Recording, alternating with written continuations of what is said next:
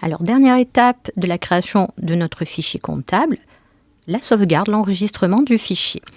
Donc, la quatrième étape de l'assistant me propose donc de parcourir mon fichier. Lorsque je clique sur cette commande-là, j'accède à l'explorateur Windows et je vais pouvoir nommer mon fichier et choisir le répertoire d'enregistrement. Donc moi, j'ai décidé d'enregistrer le fichier donc, dans un répertoire que j'ai appelé cas d'usage Sage.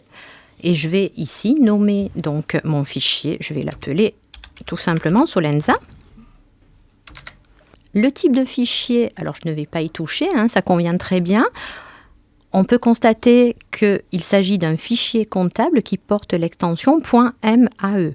Donc, MAE étant l'extension des fichiers comptables Sage. Enfin, la capacité en kilooctets, 1000.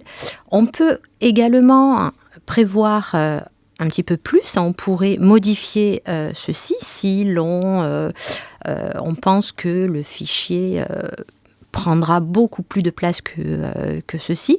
Mais cette capacité-là est variable. Donc, pour la taille du fichier que l'on va créer, je vais laisser la valeur par défaut, ça conviendra très bien.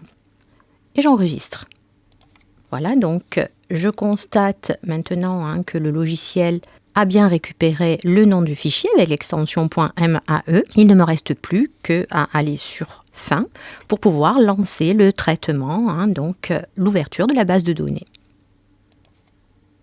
Voilà, c'est fait.